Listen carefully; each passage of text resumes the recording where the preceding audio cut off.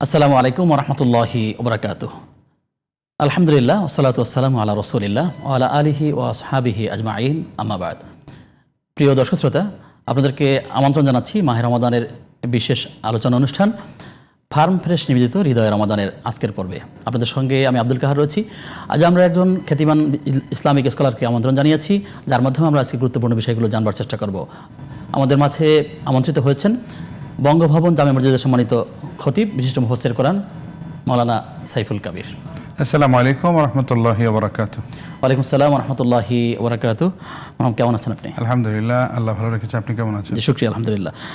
মোহতারাম, মাহে রমাদান চলছে, আমরা দেখতে দেখতে রমাদানের একেবারে শেষের অংশ চলে আসছি। আপনি আমাদেরকে যদি জানান যে আসলে আমরা জানি যে রাসূল সাল্লাল্লাহু আলাইহি ওয়াসাল্লাম বলেছেন রমাদানের শেষ দশকের মধ্যে কদর অনুসন্ধান করবার জন্য, ইতিকাফ করবার জন্য। আপনি কি আমাদেরকে খুব সংক্ষেপে বলবেন যে আসলে এই লাইলাতুল কদরের গুরুত্বটা কি, আমাদের এখানে কী কী করণীয় আছে? আলহামদুলিল্লাহ, অত্যন্ত চমৎকার একটি বিষয়। গুরুত্ব বুঝতে গেলে আমাদেরকে সর্বপ্রথম দেখতে হয় যে এই বিষয় সম্পর্কে পবিত্র কোরআনে কি বলেছে, এরপরে সুন্নাতে কি বলেছে।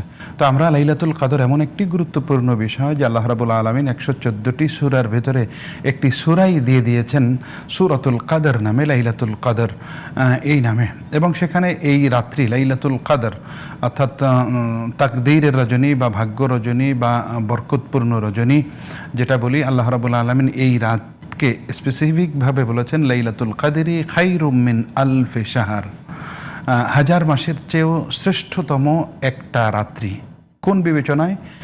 এই রাত্রিতে ইবাদত বন্দেগী, এই রাত্রিতে আল্লাহর রিয়াজাত সাধনা, আল্লাহর কাছে তাওবা ইস্তেগফার করা, এটা একটা মানুষ হাজার মাস বসে যেই পরিমাণের ইবাদত করা সম্ভব, সেই পরিমাণের ইবাদত যদি কেউ করতে পারে, তাহলে কোনো একজন বান্দা যদি এই একটি রাত্রে সেইভাবে ইবাদত বন্দেগী পরিচ্ছন্ন মন নিয়ে আল্লাহর দরবারে উপস্থিত হয়, আল্লাহ রাব্বুল আলামিন তাকে সেই পরিমাণের সওয়াব, বারাকা, মাগফিরা এটা দান করেন। বিষয়টি হলো এই উম্মতের হায়াত খুবই কম। পূর্বের দিকের উম্মতের হায়াত ছিল হাজার হাজার বছর তারা বাঁচতেন। রাসূলুল্লাহ সাল্লাল্লাহু আলাইহি ওয়াসাল্লাম যখন এই কথাগুলো এই উম্মতের কাছে, সাহাবা ইকরামদের কাছে বলেছিলেন, তখন সাহাবা ইকরামদের কারো কারো মন খারাপ হয়েছিল যে আমাদের সময়ের মানুষটা এতদিন বাঁচেই না, তো আমরা তাদের মতো করে এত দীর্ঘ ইবাদত করে আল্লাহর নৈকট্য লাভ করব কিভাবে? তাদের এই হীনমন্যতা, তাদের এই কষ্টর, এটা আল্লাহ রাব্বুল আলামিন যেহেতু আলিমুম বিযাতি সুদূর, আল্লাহ তাআলা উপস্থাপন জানতে পেরে আল্লাহ তাআলা তাদেরকে উপঢৌকন হিসেবে এই লাইলাতুল কদর এই উম্মতের জন্য দান করলেন, তারা যেন আল্লাহর নৈকট্য সাধন করতে পারবে অল্পতেই। একজন মানুষ, আমরা যেন সেই লাইলাতুল কদরকে আমলে নিয়ে আমরা আমল করতে পারি, প্রত্যেকটা রাত জেগে জেগে যেন ইবাদতগুলো করতে পারি, আল্লাহ আমাদের সেই তৌফিক কামনা করছি। আপনার কাছে আবার আসবো বিরতির পর ইনশাআল্লাহ তাআলা। প্রিয় দর্শক, আপনারা দেখছেন জিটিভির মাহে রমাদানের বিশেষ আয়োজন ফার্ম ফ্রেশ নিবেদিত হৃদয় রমাদান। সময় হচ্ছে একটা বিরতির, ফিরছি কিছুক্ষণ পর, সাথে থাকুন।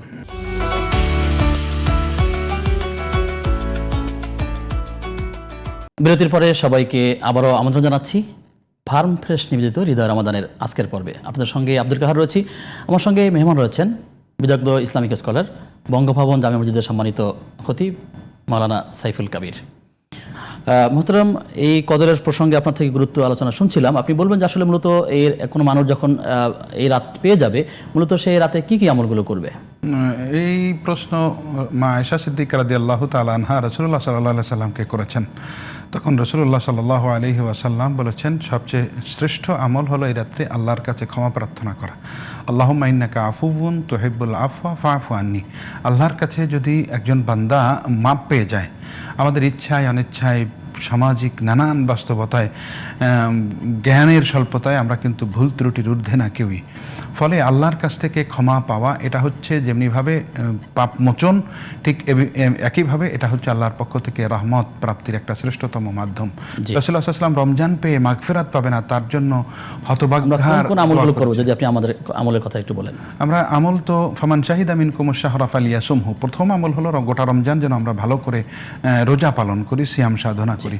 দ্বিতীয় আমল হলো রাসূলুল্লাহ সাল্লাল্লাহু আলাইহি ওয়াসাল্লাম বলেছেন, আল্লাহ তাআলা তোমাদের জন্য রোজা ফরজ করেছেন, ওয়া সানানতু লাকুম বিকিয়ামিহি, আমি তোমাদের জন্য সুন্নাহ করেছি, এটা রীতি করেছি, রাত্রের কিয়ামুল লাইল, সালাতুত তারাবি, তাহাজ্জুদ, এই আমলটা আমরা করব। তৃতীয়ত আমল করব, আমরা নিজেরা ভালো ইফতারি গ্রহণ করব, ইফতারি বিতরণ করব, সাহারি গ্রহণ করব, সাহারির ভিতরে বারাকা আছে, সাহারি অন্যরা যেন ভালো সাহারি করতে পারে সেই ব্যবস্থা আমরা করব। রমজানের শেষে আমরা সাদাকাতুল ফিতর দেব, আমরা ইস্তিগফার পড়ব, আমরা বেশি বেশি করে কালিমা তাইয়্যিবা পড়ব। প্রত্যেকটা সুন্নাহ সম্মত আমল। রাসূলুল্লাহ সাল্লাল্লাহু আলাইহি ওয়াসাল্লামকে হযরত জিবরাইল আমিন কোরআন তেলাওয়াত করে শোনাতেন, রাসূলুল্লাহ সাল্লাল্লাহু আলাইহি ওয়াসাল্লাম জিবরিল আমিনকে তেলাওয়াত করে শোনাতেন। ফলে এই কাজটাও আমরা করতে পারি। আমরা নিজেদের দুর্বলতার কারণে, পারিবারিক শিক্ষার অভাবের কারণে অনেকে ঠিকঠাক মতো কোরআন কিন্তু তেলাওয়াত শেষ দশা শিখি তখন নাই। চলে আসে, বিশেষ করে কদরের রাত্রিগুলো যখন আসে, বেজর রাত্রিগুলো আসে, তখন দেখা যাচ্ছে যে লোকেরা মার্কেটে খুব কেনাকাটার ভিড়ের মধ্যে থাকে, আসলে নেক থেকে বঞ্চিত হয় বা আমল থেকে বঞ্চিত হয়।